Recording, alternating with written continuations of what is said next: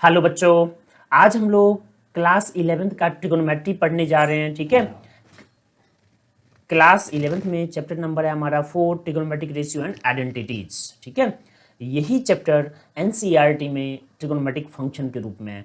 तो चलो हम लोग स्टार्ट होते हैं बिना टाइम गवाएं और देखते हैं हमारा टॉपिक जो हम अभी पढ़ेंगे। तो सबसे पहले हम लोग देखेंगे ट्रिगोनोमेट्रिक है क्या।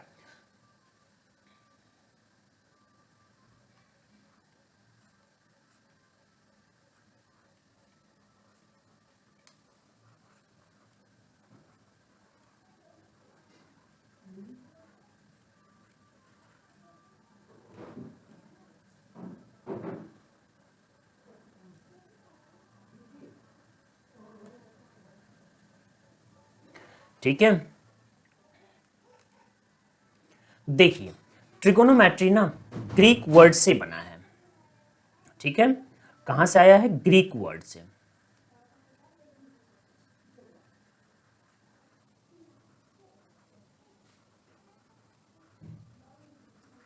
ट्रिगोनोमेट्री ग्रीक वर्ड से आया है। सबसे पहले आपने ये याद रखना है, ग्रीक वर्ड। ठीक है, तो ये ग्रीक वर्ड है क्या? तो देखो, ये 3 ग्रीक वर्ड से मिलके बना है। ठीक है, कितने वर्ड से? 3। कौन कौन सा? तो आपने याद रखना है ट्राई, ठीक है, अगला है गोनन,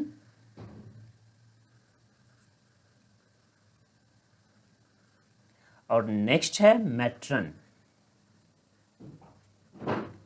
ठीक है, तो देखिए ट्रिगोनोमेट्री ग्रीक वर्ड से आया है ट्राई, गोनन और मैट्रन। ट्राई का मतलब होता है 3, ठीक है, और गोनन का मतलब होता है साइड्स, और जो मैट्रन है का मतलब होता है मेजर या मेजरमेंट।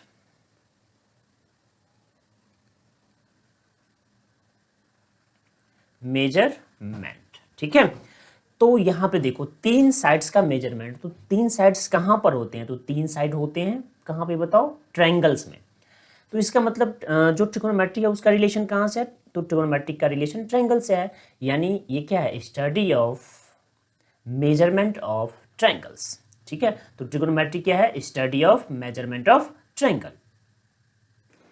तो अब आपको समझ में आ गया ट्रिगोनोमेट्री है क्या। तो trigonometry is the study of measuring of triangles. ठीक है, तो याद रहेगा।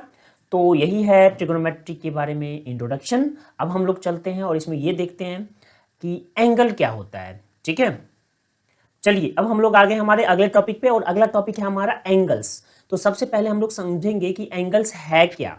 ठीक है, तो देखिए एंगल्स होता है amount of rotation between two lines that meet each other. ठीक है, ये क्या होता है? Amount of rotation between two lines that meet each other. तो हम लोग क्या लिखेंगे?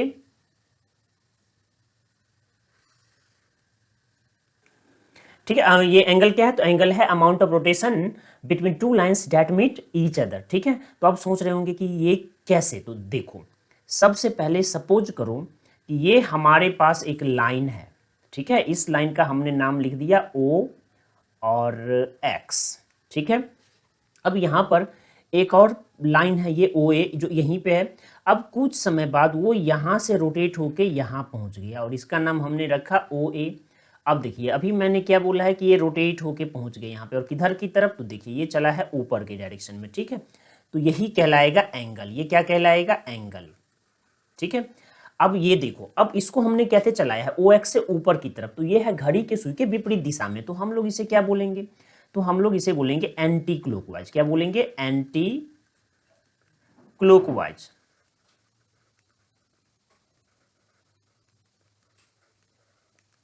ठीक है, अब ये जो O है इसे बोलेंगे फिक्स्ड पॉइंट। ठीक है, फिक्स्ड पॉइंट। और ये जो X है OX, ये है फिक्स्ड लाइन, इसे बोलेंगे फिक्स्ड लाइन। ठीक है, और ये जो OA है इसे बोलेंगे रोटेटिंग लाइन या मूविंग लाइन। ठीक है, मूविंग लाइन, राइट। तो ये तो समझ में आ गया एंगल क्या होता है।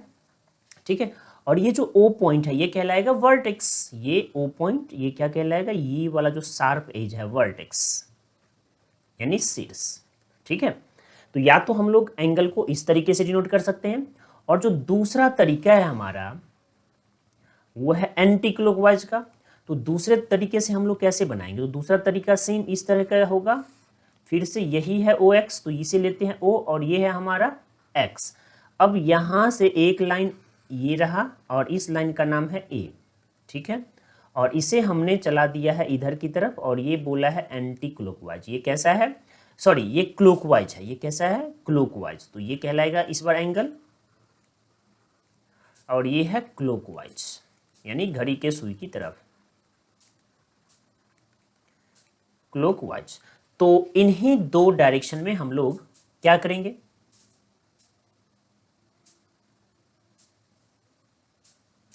ठीक है, इन्हीं दो डायरेक्शन में हम लोग एंगल को मेजर करेंगे, या तो क्लॉकवाइज डायरेक्शन में या फिर एंटी क्लॉकवाइज डायरेक्शन में। ठीक है, तो अब आपको ये तो समझ में आ गया कि ठीक है कि एक फिक्स लाइन होगा और वहां से एक मूविंग लाइन होगा, और मूविंग लाइन फिक्स लाइन से जितना या तो क्लॉकवाइज की तरफ मूव करे या एंटी क्लॉकवाइज की तरफ, वही बनेगा हमारा एंगल। ठीक है, तो अब इसे डिनोट कैसे करेंगे, तो इसे डिनोट करते हैं लाइक दिस। तो denoted by the symbol like this. ठीक है, अब दूसरा पॉइंट क्या है, ठीक है, अब ज्योमेट्री में क्या होता है, तो ज्योमेट्री में हमेशा एंगल 0 और 360 डिग्री के बीच में लाई करता है, और वहां पे निगेटिव का कोई कंसेप्ट नहीं होता। कहने का मतलब ये कि निगेटिव एंगल वाला कोई कंसेप्ट होता ही नहीं है। तो हम अगला पॉइंट क्या लिख लेंगे कि in geometry angle always lies between 0 degree and 360 degree and negative angle has no meaning. लेकिन वहीं पर जब बात करें ना ट्रिगोनोमेट्री का, तो एंगल किसी भी हद तक जा सकता है, यानी 0 to इनफाइनाइट, और साथ में ये पॉजिटिव भी हो सकता है और निगेटिव भी। तो अगला जो पॉइंट है ये कहता है कि इन ट्रिगोनोमेट्री एंगल में भी पॉजिटिव और negative end of any magnitude, यानी इसका जो मैग्नीट्यूड है मे बी एनीथिंग, कुछ भी हो सकता है। ठीक है, तो पॉजिटिव एंगल क्या है, तो देखिए मैंने आपको पहले ही बता रखा है कि पॉजिटिव एंगल का मतलब होगा कि एक फिक्स्ड लाइन है ये OX, ठीक है, और एक लाइन यहां से मूविंग है OA, जो चला है किधर की तरफ, तो एंटी क्लॉकवाइज डायरेक्शन में फ्रॉम द फिक्स्ड लाइन। तो यहां पर जो फॉर्मेशन हुआ एंगल का ये कहलाएगा पॉजिटिव एंगल, और ये एंगल को हम लोग अगर थीटा मान ले तो ये कैसा है एंटी क्लॉकवाइज। ठीक है, और आपने इसी को याद रखना है कि एंटी क्लॉकवाइज जब भी चलेंगे तो ये होगा पॉजिटिव।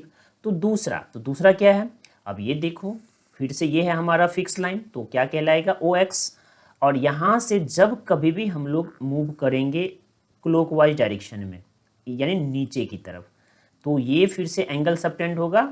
एंगल को लेट से इट इज थीटा, तो ये कैसा होगा क्लॉकवाइज डायरेक्शन में, तो यहाँ पे लिख लेते हैं क्लॉकवाइज। और आपने क्या याद रखना है कि क्लॉकवाइज हमेशा हमेशा हमेशा निगेटिव होता है। ठीक है, तो यहाँ से दो कंसेप्ट तो क्लियर हो गया कि एंगल में be positive when moving line is in anti clockwise direction, और angle is negative when moving line is in clockwise direction. Clear, फिर हमने क्या बात करा है, तो हमने बात करा है ट्रिगोनोमेट्री में कि थीटा में be any value from 0 to plus infinity और minus infinity, it may be, ठीक है, इन एंटी क्लॉकवाइज और इन क्लॉकवाइज डायरेक्शन।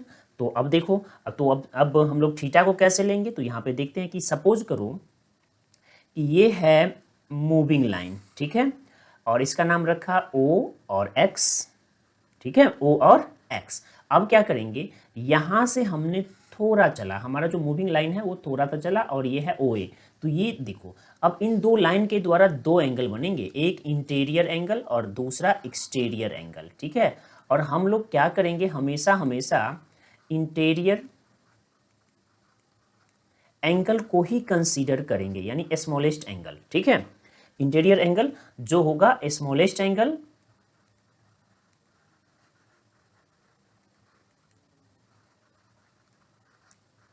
और इसे मान लेंगे थीटा। ठीक है, और दूसरा होगा एक्सटीरियर एंगल,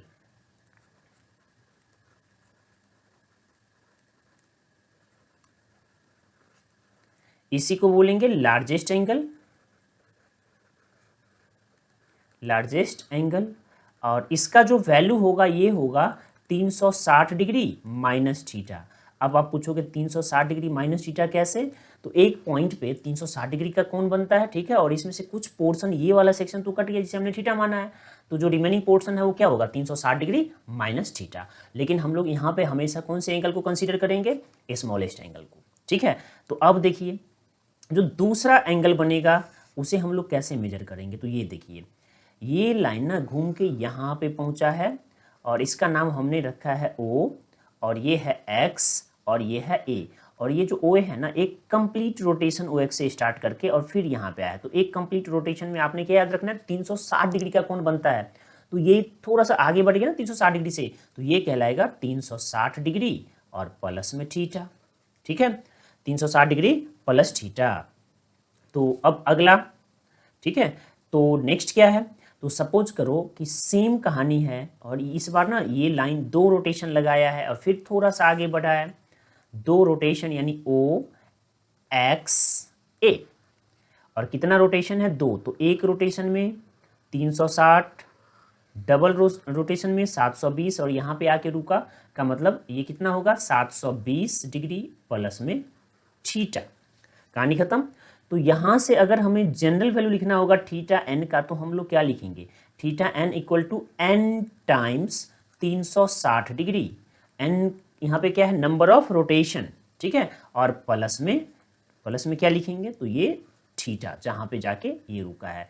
तो इसी तरीके से हम लोग क्या करेंगे? जनरल एंगल को कंसीडर करेंगे, ठीक है। और ये जो जनरल एंगल है ये क्या है? तो ये नंबर ऑफ रोटेशन पे डिपेंड कर रहा है, ठीक है। तो अब यहां से आगे चले, तो अब अभी हमने पढ़ा है क्वाड्रेंट का मतलब होता है, सॉरी, किसी पॉइंट पे एंगल बनता है 360 डिग्री का, ठीक है। तो सपोज करिए अगला पॉइंट है कि ये एक पॉइंट है, तो इस पे एंगल कितना का बनेगा? 360 डिग्री का। अब हमने क्या किया? इस पॉइंट पे एक स्टैंडिंग लाइन खड़ा कर दिया, ठीक है। तो ये लाइन क्या किया? इसको ना 2 पार्ट में डिवाइड कर दिया, एक लेफ्ट की तरफ और दूसरा राइट की तरफ। और इसी पॉइंट से जाता हुआ हमने एक स्लीपिंग लाइन जो पैरेलल टू ग्राउंड है को खींच लिया, ठीक है। तो अब इसने क्या किया? इस 360 डिग्री को जो इस पॉइंट पे बनता है उसे 4 भाग में बांट दिया। तो 360 का 1/4, तो एक बनेगा 90 डिग्री का, ठीक है। तो ये जो इंटरसेक्शन पॉइंट है इन दो लाइन का, इसे अगर हमने O मान लिया, क्या माना? O। तो देखो ये जो लाइन है ना, अब इसके नाम लिख लेते हैं। तो सबसे पहले ये जो स्लीपिंग लाइन है इसे हॉरिजेंटल लाइन भी बोलते हैं इसको, और इसका नाम लिखते हैं XOX डैश, ठीक है, हॉरिजेंटल या स्लीपिंग लाइन। तो दूसरा क्या होगा? वर्टिकल लाइन, यानी YOY डैश, यानी ये जो YOY डैश लिखा है ये वर्टिकल लाइन है या स्टैंडिंग लाइन है। तो अब ये देखिए, ये जो XOY है इसे हम लोग बोलेंगे फर्स्ट क्वाड्रेंट, और यहाँ से एंगल का जो एंगल मेजर करेंगे ना वो एंटी क्लॉकवाइज। तो ये क्या है? फर्स्ट क्वाड्रेंट, फर्स्ट क्वाड्रेंट,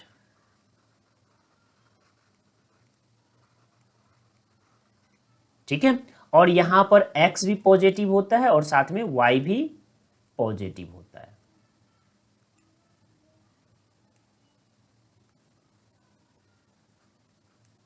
ठीक है। और इस ये अगर यहां से स्टार्ट हो OX से तो ये 0 डिग्री और OY ये 90 डिग्री, ठीक है। तो यहां से आएंगे YOX डैश, तो ये हो जाएगा 180 डिग्री, यहां पे एक और 90 डिग्री जुड़ जाएगा। तो इसे हम लोग बोलेंगे सेकंड क्वाड्रेंट, चलना एंटी क्लॉकवाइज ही है। तो ये हमारा क्या कहलाएगा? सेकंड क्वाड्रेंट, ठीक है। अब फर्स्ट क्वाड्रेंट का रेंज कहाँ से कहाँ तक है? तो 0 से बड़ा होगा थीटा, से बड़ा होगा 90 डिग्री, ठीक है। सेकंड में ये बराबर भी कर लो, ठीक है। सेकंड में 90 डिग्री से बड़ा या बराबर होगा थीटा, से बड़ा या बराबर होगा 180 डिग्री, ठीक है। अब इसमें अगर हमने एक और 90 जोड़ दिया तो ये कितना बना? 270 डिग्री। इसे बोलेंगे थर्ड क्वाड्रेंट। क्या बोलेंगे? थर्ड क्वाड्रेंट, ठीक है। और ये जो हमारा थर्ड क्वाड्रेंट है ये 180 डिग्री से बड़ा या बराबर है और 270 के से छोटा या बराबर है। ठीक है, अब सेकंड क्वाड्रेंट में x तो निगेटिव होगा और y पॉजिटिव होगा। अब थर्ड क्वाड्रेंट, तो थर्ड क्वाड्रेंट में देखिए x भी निगेटिव होगा और y भी निगेटिव होगा। ठीक है, और अब क्या बचा, एक और 90 जोड़ने पे ये हो जाएगा 360 डिग्री। तो हम लोग जहाँ पर थे वहीं पे पहुँच गए। ठीक है, और कैसे चला है, तो हमेशा एंटी क्लॉकवाइज। ठीक है, तो ये लास्ट वाला क्या होगा, फोर्थ क्वाड्रेंट। ठीक है, और फोर्थ क्वाड्रेंट में सबसे पहले x तो पॉजिटिव और y तो निगेटिव। ठीक है, और साथ में ये कहाँ से कहाँ तक लाई करेगा, तो ये देख लो 270 डिग्री से बड़ा या बराबर है थीटा। ठीक है, लेकिन 360 से या तो छोटा है या बराबर है थीटा। ठीक है, तो यही है क्वाड्रेंट। तो क्वाड्रेंट का भी लिमिट आपको पता चल गया। तो एक पॉइंट पे कितने डिग्री का कोण बनेगा पता चला, 360 डिग्री का, और उसे हम 4 पार्ट में डिवाइड करेंगे, 4 इक्वल पार्ट में, और हर एक इक्वल पार्ट को बोलेंगे क्वाड्रेंट्स। ये होगा फर्स्ट, सेकंड, थर्ड और फोर्थ। हमें चलना है एंटी क्लॉकवाइज में, पहले में दोनों पॉजिटिव, दूसरे में x निगेटिव y पॉजिटिव, तीसरे में दोनों निगेटिव, और चौथे में x पॉजिटिव y निगेटिव होता है। ठीक है, तो अगर आपको ये वीडियो अच्छा लगा, ठीक है, और साथ में जो कंटेंट यहाँ पे दे रखा है आपका थोड़ा सा भी ज्ञान बढ़ा इससे, तो इस चैनल को सब्सक्राइब करिए और साथ में वीडियो को लाइक और शेयर ज़रूर करिए। और हाँ, अगर कंटेंट अच्छे लगते हैं तो कमेंट करना मत भूलना। अगर वीडियो अच्छा लगा तो भी कमेंट करना, वीडियो अगर अच्छा नहीं लगा तो भी कमेंट करना, लेकिन कमेंट मस्ट है। तो चलो हम लोग मिलते हैं अपने अगले वीडियो में कुछ नए टॉपिक के साथ। Till then, bye bye.